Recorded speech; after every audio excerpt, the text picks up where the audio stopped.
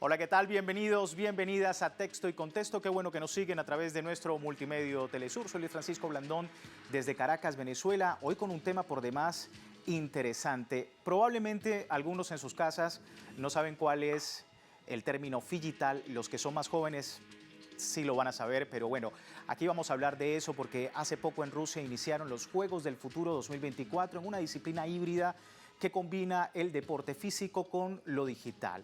Estaremos hablando de eso con un equipo muy importante en estos Juegos de Venezuela. Estuvo allí participando y llegó con muchos logros nuevamente a su país. La era phygital y los deportes del futuro hoy en Texto y Contexto. Comenzamos. Es una combinación entre las disciplinas clásicas y el ciberdeporte, una competencia internacional que en su primera edición reunió a más de 2.000 atletas de un centenar de países. Su importancia es tal que 5 presidentes estuvieron presentes en la inauguración y las competencias incluyeron la robótica, la realidad virtual y la inteligencia artificial. Son los Juegos del Futuro, que comienzan este año y pretenden romper toda una barrera entre las categorías deportivas tradicionales y las nuevas tecnologías, dando paso a la intersección del deporte con la informática y la ciencia, práctica muy desarrollada en países como Rusia. El encuentro está posicionando el término deportes phygitales, con millones de seguidores en redes sociales. Es la creación de un nuevo formato y el comienzo de un nuevo diálogo deportivo internacional en el campo de los juegos electrónicos. ¿Qué impacto tendrá a futuro este nuevo enfoque de espectáculos deportivos? Bueno, ahí teníamos el perfil de nuestro programa el día de hoy, estos Juegos del Futuro 2024. Como decía, me acompaña una delegación que fue, por supuesto, primer lugar en fútbol digital en esos eventos y que representa a Venezuela, Libertadores Phygital Team. Vamos a presentar a cada uno de sus miembros. Empiezo con Jorge Romero, él es gamer, directivo de la delegación Libertadores Phygital Team. Gracias por tu tiempo, Jorge, y con la audiencia latinoamericana. También nos acompaña José Riveros, él es coaching precisamente de fútbol de la delegación de Libertadores Phygital Team. Gracias, José, por tu tiempo con nosotros. Me acompaña también Daniel Molina, gamer y capitán de la parte digital de la selección de fútbol de este equipo. Gracias por atender la invitación. Y por último, y no menos importante, María Eli Moreno, productora del podcast FUGEN. Gracias, María Eli, por tu tiempo con nosotros. Y bueno, aquí tenemos incluso en el estudio, veíamos el premio que se ha ganado esta importante delegación venezolana, este trofeo que da cuenta precisamente de esa participación, no solamente de Venezuela, de Latinoamérica, para el mundo, para estos Juegos del Futuro 2024. Con esto quiero empezar, Jorge. ¿Cómo ha sido precisamente para ti y para el equipo esta representación venezolana? Mucha gente que nos ve en pantalla a lo mejor no sabe lo que son los juegos phygitales, por decirlo de alguna manera. ¿Cómo pudiésemos entender esto? Básicamente tienes la modalidad del juego en digital, tienes el eSport en digital y tienes el mismo juego en cancha física. Cuando tú entras a jugar a la cancha, ya vienes con un resultado de un partido digital, tienes un resultado de un partido físico, se suman ambos resultados y eso es lo que hace el ganador. Ejemplo, tienes un 3-2 en digital y un 3-2 también, pero invertido en cancha, que eso sería un 5-5 que iría a penales. ¿Cómo sería en este escenario el trabajo de un coaching, José? Porque efectivamente vemos que la disciplina digital con lo físico pues puede para algunas personas no ser muy entendible. ¿Cómo lo ves desde el punto de vista de un coaching, ¿no? Sí, bueno, esto por ser una modalidad nueva en el ámbito deportivo se mezclaron dos formas de hacer scouting. Uno en el mundo digital a través de los gamers que tenían la mayor o estaban en mejor posición de ranking para poder trabajar con ellos e identificar qué capacidad tenían ellos en el área física y también hacer un scouting a través de el compañero que va con nosotros, Enrique Velocha, en el área física, hacer un scouting de jugadores de fútbol que dominaran también algo del área digital para poder ahí combinar los 3 tipos de perfiles, que teníamos jugador digital, el jugador físico y también el jugador híbrido. Y en base a esa selección que exigía de los 3, logramos armar un equipo y prepararnos y hacer una pretemporada para este torneo. Ahora, ¿cómo es la selección dentro en Venezuela para poder participar? Bueno, existe ya a través de un club al cual representamos que es Streamer Arena. Streamer Arena viene trabajando los deportes electrónicos de hace mucho tiempo y ellos tienen un ranking de jugadores a través de todos los eventos que han hecho, tanto online y también en presencial, donde tienen participación internacional y con otros países, jugadores de todas partes. Y ellos logran tener un ranking de donde nosotros podemos hacer el scouting, ¿no? Y eso es una gran ventaja para poder nosotros sentirnos preparados para poder escoger a algún jugador que pueda también tener alguna cualidad física. Y bueno, empezamos a identificar quiénes de ellos podían ser. Y ese fue el trabajo que nos llevó un tiempo al principio identificar para ponerlo nuevamente en escena. Pues. Y hablabas de la preparación que hay que tener, porque 107 países, más de 300 equipos en varias disciplinas representadas en estos Juegos del Futuro.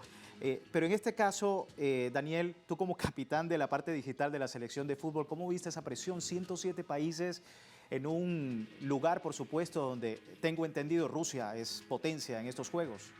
Bueno, la verdad es que sabía que caía un peso en mis hombros o en los hombros de lo digital, porque para mí era la victoria. La clave de los partidos para mí era lo digital, porque primero era lo primero que se jugaba.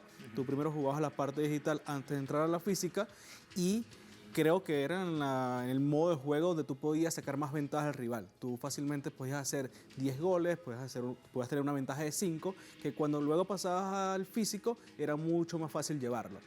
¿Qué fue lo que yo hice? Afincarme un pelo más en lo digital con mis chicos que, bueno, jugaron muy bien, se entrenaron muy bien, pero la verdad es que a mí no me preocupaban mucho los equipos que iban a ir a competir. Yo estaba seguro de que el equipo que tenemos nosotros en digital iba a representar de muy buena manera a Venezuela, como lo hizo y como también lo hicieron los chicos en físico y como en conjunto, pero yo estaba seguro de que aquí íbamos a dar la talla y que nos íbamos a llevar la victoria. Pero bueno, a pesar de que la estrategia también es entender el equipo contrario, ¿no? Sí, claro, pero de igual manera, como lo dijo muy bien José, con Stream Arena hemos hecho un ranking de los mejores jugadores en el país que han tenido de alguna manera torneos internacionales, ya saben qué jugar internacionalmente y han quedado en buenas posiciones, entonces ya tú mides ahí la vara de cómo puede ser lo que pase en digital. Nosotros sabíamos que los equipos que iban allá a competir en digital no estaban llevando a sus mejores jugadores en digital. Entonces nosotros, como sí lo estábamos haciendo, estábamos claros de que ahí en digital no iba a haber fallo. Nunca tuve duda de que íbamos a tener un buen resultado en digital. Y bueno, es un evento que, por supuesto, desde el punto de vista comunicacional ha marcado también tendencia en redes sociales, ha sido transmitido en Rusia, como decíamos, es un deporte o es una disciplina que ha traído muchos seguidores y también en otras partes del mundo. María Eli, ¿cómo estás viendo el impacto, ¿no? En Latinoamérica, sobre todo, de lo que representan estos Juegos del Futuro 2024? Bueno, yo soy una persona que viene desde hace mucho tiempo jugando fútbol físico, porque desde chiquita me criaron así. Y ver cómo la mezcla entre lo digital y lo físico se está haciendo a nivel internacional da a entender que en Latinoamérica se puede expandir también.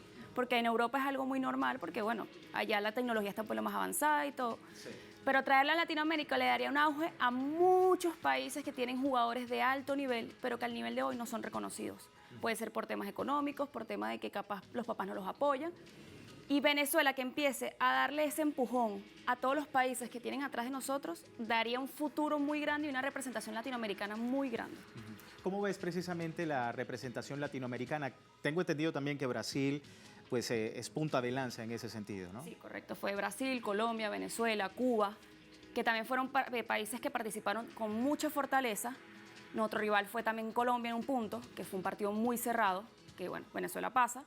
Nos enfrentamos en la final, pero al mismo tiempo ellos entienden que a pesar de que sean países hermanos, también hay competitividad sana, que es lo importante. Y son países que de verdad están en un auge que nos van a llevar a un futuro muy grande. Y que precisamente marca un futuro dentro de la competencia, del modo de entender este tipo de disciplinas y este tipo de torneos internacionales. Un torneo internacional por demás interesante, en este caso, Jorge, porque no solamente es que mezcla lo digital con lo deportivo, ¿no? Sino que permite, desde el punto de vista comunicacional, a través de redes sociales, esa interacción con muchos jóvenes en el mundo, en Latinoamérica, por supuesto. ¿Cómo estás viendo este desafío?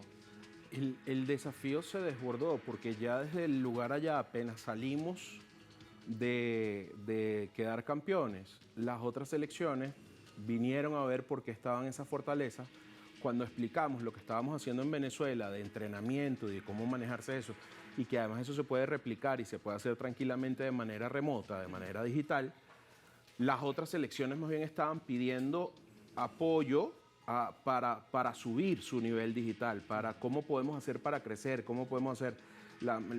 Con los muchachos de la selección cubana quedamos súper hermanados, tanto así que están ahorita en Venezuela y es probable que hagamos un amistoso digital en cuestión de unos días, como por rememorar ese encuentro que tuvimos allá en Kazán. Y igual con la selección de Colombia, que tenemos muy buenas relaciones con la gente de PAMESCO, con el presidente de PAMESCO, que es Alexander Ospina. Todo un tema de condiciones que se han venido dando. Equipos como el Peñarol de Uruguay, que la partió en Kazán. Sí. ¿Okay? Es importante ver que habían dos torneos. Era un torneo como invitacional de naciones y un torneo de clubes, por así decirlo, lo que se manejó. El torneo de clubes, que se suponía era el más importante, que lo gana el Peñarol de Uruguay, terminan ellos viendo el torneo de nosotros. Entonces, se generaron unas condiciones donde que más bien los latinos americanos están pidiendo a gritos tengamos nuestra propia Figital. O sea, necesitamos hacer algo Figital aquí en Latinoamérica porque había mucha representación Figital de Latinoamérica ya. El tema de los muchachos de Brasil, de México muchísimo, de Chile, de Guatemala. O sea, de verdad que estaba, aunque estábamos en un país que el idioma es bastante difícil, porque no solo hablan ruso, hablan el idioma local, que es lo que se habla en Kazán, que es muy distinto al ruso, aunque para nosotros fonéticamente parezca lo mismo, pero cuando tú vas caminando y de repente escuches un oye, che, entonces tú te vas dando cuenta de que somos un montón los que estamos. Entonces se comenzó a formar eso, además que el campus donde dormían los atletas, nos ubicaron a la mayoría de los hablohispanas juntos, entonces era salir de la competencia a disfrutar esa comunicación, esa hermandad. ¿No? Muy, muy, muy agradable. O sea, no me quedan palabras sino decirle gracias al gobierno ruso y a la gente de Game of the Future porque fue todo a punto y muy agradable. O sea, bueno, eso es justamente lo importante. Me quedo, Jorge, con lo que decías para la pausa que vamos a hacer. Ese reto también desde América Latina, no solamente para generar y organizar estos eventos, sino la profesionalización de este tipo de disciplinas. Estamos hablando sobre los Juegos del Futuro. ¿Era Figital? Ya regresamos.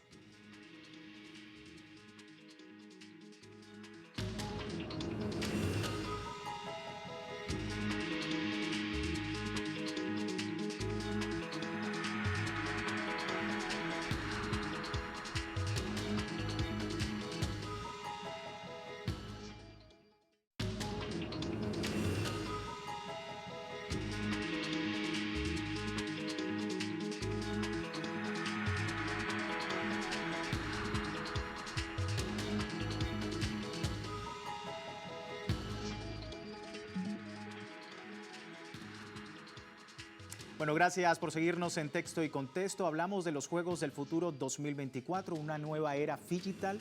Es precisamente la conversación que estamos teniendo, sobre todo con un equipo que está tratando de llevar en alto no solamente al pueblo venezolano, sino también a toda Latinoamérica. Y es justamente lo que comentábamos antes de la pausa con Jorge. Él comentaba la importancia de la organización de estos eventos, no solamente en otros lugares del mundo, aquí en Latinoamérica, donde, como hemos visto, hay grandes profesionales, hay la posibilidad, hay talento de sobra para este tipo de juegos. Y por eso, José, quisiera saber cómo ves, en tu opinión, la posibilidad de profesionalizar este tipo de eventos acá en Latinoamérica. Sí, bueno, lo cierto es que todo parte por darle el valor adecuado a cada uno de estos atletas, darle el trato adecuado.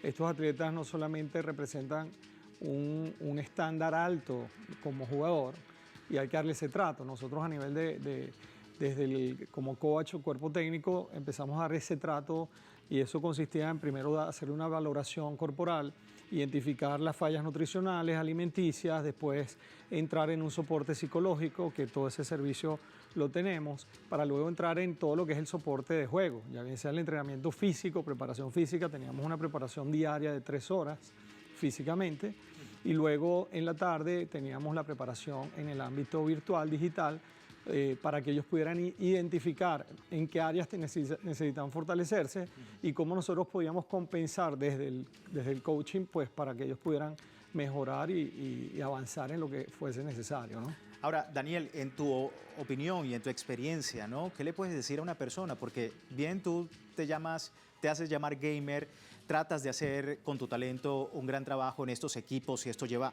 muchísima destreza, muchísimo tiempo. ¿Qué le dirías a esa gente que todavía teniendo el talento, que cree que puede tener talento, puede llegar a un evento como este? Bueno, yo creo que primero lo que tienen que hacer es realizar un esquema de entrenamiento que primero te permita dormir, porque eso es muy importante. Mucha gente piensa que los gamers no duermen, y yo lo que muchas veces hago, sobre todo antes de un torneo, es tener mis horas de sueño, comer bien, entrenar cuando estoy lo mejor posible. No es entrenar en la noche y quedarse hasta las 3 de la mañana jugando. No, eso no, para mí, quita más de lo que tú puedes ganar, o sea, resta más de lo que suma. Creo que esas desveladas de noche, yo por lo menos ya en este momento, que sí soy jugador profesional, sí soy gamer, ya tú no me ves jugando en la noche, o sea, eso es mentira. Ya yo juego hasta las 11 de la noche y hasta ahí quedo, porque yo sé que después de esa hora no voy a poder de alguna manera obtener lo mejor de mí, y no voy a poder dar lo mejor de mí en una partida. Entonces lo que yo siempre digo, lo que siempre le digo a los chicos, es mantener un esquema de entrenamiento bien realizado, que nosotros lo hicimos para esta competencia, y creo que sucedió de la mejor manera y dio muchos resultados. Nuestros entrenamientos digitales no eran en la noche, eran en la tarde. Eran a las 6 de la tarde, comenzaban y terminaban a eso de las 8 o 9 de la noche. Desde antes se decía que se iba a entrenar, si se iba a entrenar ataque, si se iba a entrenar defensa, manejo de posesión, manejo de balón, entrenábamos hasta remontadas, hasta mantener el resultado. Entrenamos todo ese tipo de cosas que pueden suceder en un partido, y eso creo que fue lo que nos hizo desempeñarnos de esta manera, de muy buena manera en digital.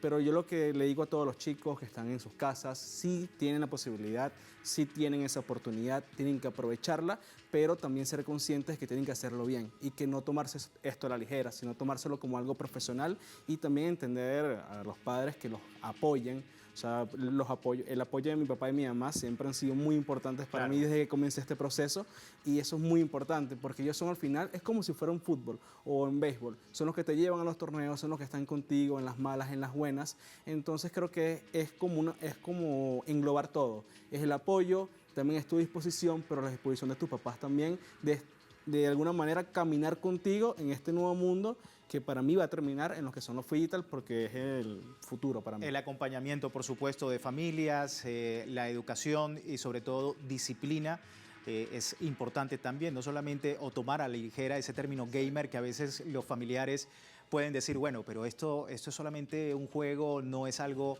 profesional, no es algo que tenga talento, y resulta que, como hemos visto, no. De hecho, la profesionalización, como decíamos, de este tipo de disciplinas ha llevado a que varios presidentes estuvieran allí en Rusia para poder llevar a cabo estos juegos, y que efectivamente tenga ese feedback con la gran cantidad de gente que se conecta, ¿no?